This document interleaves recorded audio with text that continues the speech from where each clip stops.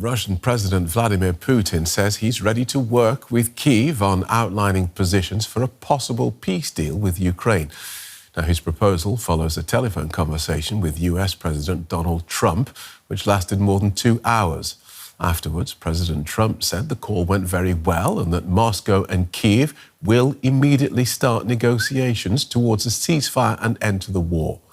The Russian leader made this statement. We must determine the most effective ways to move towards peace. We have agreed that Russia is ready to work with the Ukrainian side on a memorandum of a possible future agreement, on principles, terms and so on, including a possible temporary ceasefire if appropriate agreements are reached. Well, let's bring our correspondents, Benjamin Alvarez Gruber at the White House, and Juri Rescheto is in the Latvian capital, Riga, from where DW has been covering Russia since the Russian authorities closed down our Moscow bureau. Welcome both. Let's start with you, Juri. What did you make of President Putin's statement? Well, I think we didn't really hear anything new, did we? Russia is in favor of the ceasefire, but we must find the most effective ways to achieve peace, Putin said. We've heard that from President Putin before. Russia and Ukraine must find compromises that satisfy both sides. Russia wants a peaceful solution to the conflict. That's how Putin calls this war. That is also a diplomatic saying, nothing more. The conversation is said to have lasted more than 2 hours. You said it, Phil. To me, some other details are more interesting. According to the Russian media, Putin didn't call Trump from the Kremlin, but from a music school in a suburb of Sochi in the Russian south. When he was visiting the school, the Kremlin pays a lot of attention to details. The Kremlin pays a lot of attention to the atmosphere. The Kremlin seems to be saying here, don't get excited, everything is going according to plan, to our plan. The president doesn't even phone Washington from the Kremlin. Benjamin Alvarez Gruber in Washington. What's the White House saying?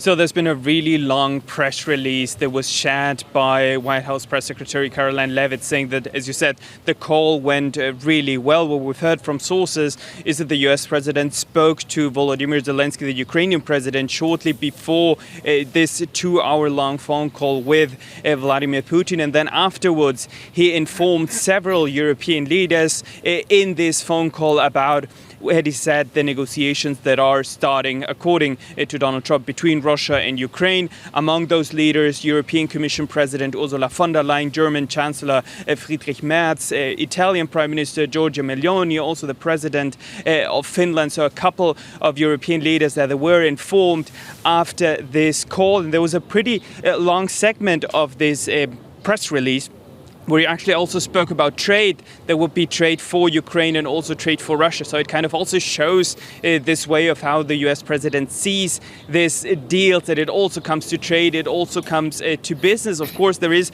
growing pressure, and we just have to look back a couple of months when President Trump promised to end this war in 24 hours. He said that it was an exaggeration, but as a deal maker, as he likes to portray himself, of course, it's very important for him to have these negotiations. And also the last part, I think that's quite interesting, where he said that the Vatican, is represented by the Pope, has stated that it would be very interested in hosting the negotiations. And that's especially interesting now, considering that Pope Leo XIV held a private audience with Vice President J.D. Vance and Secretary of State Marco Rubio only a couple of hours ago. Juri, how is the Kremlin portraying this call publicly?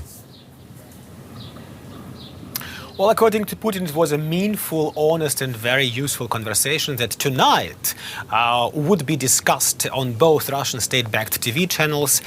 The question, Phil, was for both sides to show maximum desire for peace and to find compromises that would satisfy all sides, Putin said. And overall, Russia's position would be clear. The main thing is to remove the causes of the crisis. And that's why Russia would be on the right track when it comes to the restart of peace talks with Ukraine. This refers to the talks in Istanbul last week, and we remember that the Russian delegation demanded last week in Istanbul that A, Moscow recognizes all annexed Russian territories, including Crimea, making a total of 5 territories, and B, Ukraine never joins NATO. And that is exactly what Putin surely means by the causes of the conflict, and that is exactly what the Ukrainians don't want. Okay, so Benjamin Alvarez Gruber in Washington, is there any sense there that this phone diplomacy can actually make a difference, especially given that Russia seems to be just doubling down on its demands? That's right, and it shows that there's a big step from saying something that something will happen to then actually increase pressure. There has been criticism on the US president that he was putting too much pressure on the Ukrainian president and not on the Russian president. And hearing to what Vice President J.D. Vance told journalists in Rome, asking himself if President Putin actually has an exit to this war, if he is serious on the ceasefire and also on the ceasefire proposed. And we all remember the scenes here with the Ukrainian President Volodymyr Zelensky when he met Donald Trump here at the White House, and how different the tone was when they met on the sidelines of the funeral of the Pope. So it remains to be seen.